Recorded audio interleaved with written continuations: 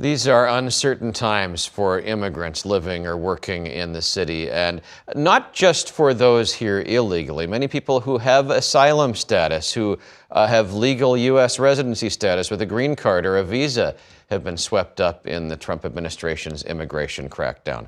One recent story comes out of the Bronx, where federal immigration agents picked up a 19-year-old and deported him to a jail in El Salvador. His father says the teen is not affiliated with a gang and has done nothing wrong. The story was first reported by Documented, an independent nonprofit news organization dedicated to immigrant issues.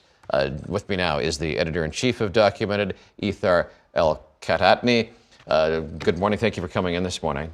Thanks, Pat. Thanks for having me. We'll talk about that specific case I mentioned in a moment, but let's more broadly look at the climate of fear that exists in the city right now for anybody who wasn't a born on U.S. soil U.S. citizen.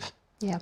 I will say one thing we do very differently at Documented is we deeply listen to the community. So we're with them on the platforms, we communicate them via WhatsApp, WeChat, Nextdoor, and we listen to them.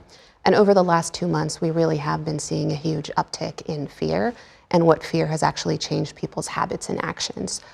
So people have been afraid to go pick up their kids from school. They've been afraid to go to sensitive locations, churches, mosques, going to the DMV.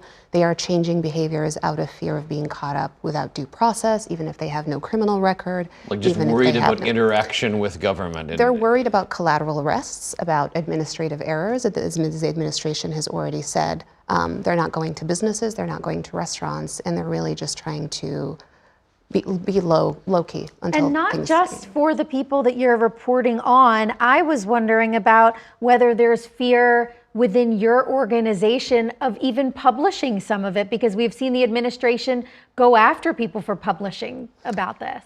We've definitely had a lot of conversations around what we owe our sources, what we owe our staff, consulting with lawyers, looking at our own digital safety, personal safety.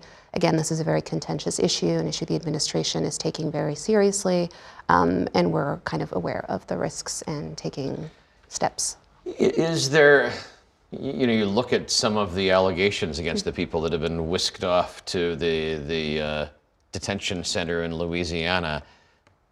Is freedom of speech still intact in America?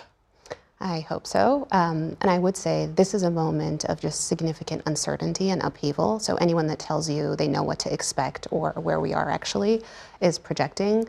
And until kind of the courts figure it out and we see what kind of how things turn out, it will be a long process. I don't think anyone can actually predict what's happening, whether you are undocumented, on visas. We've seen hundreds of students now had their visas revoked. You have high-profile green card holders who are at risk. So really what we can do with the situation is report, outline clearly what the law does and does say, and where that's kind of still being fluid. I briefly mentioned this case in the Bronx, the Gutierrez case, 19 years old from Venezuela, with asylum status, no criminal record, arrested by ICE agents, and is in El Salvador now. Where does that case stand? So that's an excellent example of that kind of mention of collateral arrests. His cousin, who watched the arrest from the window, said that he saw an ICE agent, said, "Oh, that's not the one," and the other one responded, "Take him anyway." So as you exactly said, he had no criminal record. He was here, followed the proper process, applied for work permits, Social Security, had a job, 19-year-old, no criminal record, and still got caught up and deported to a prison in El Salvador, a country he'd never been to, and not even to his home country, Venezuela. He has legal representation, but as of today, his family still doesn't quite know where to go from here. And it is unclear. There's another case of another, also Venezuelan, of the 238, another Maryland father who has also been, what the administration has called an administrative error, is in the prison.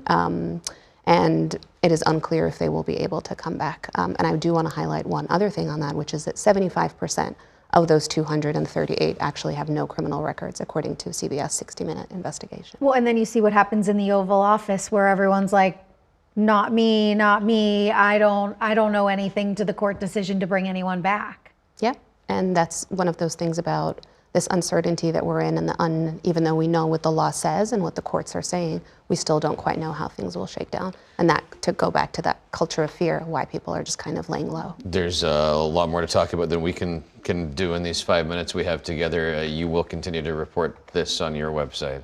Yes, please follow. Thank you. Thank you for coming in this morning. Thank you for having me. Thanks for watching our YouTube channel. For more stories in your communities, click the subscribe button right here. You can also download our app or watch us on TV for the latest news and weather updates every 10 minutes and more. We'll see you then.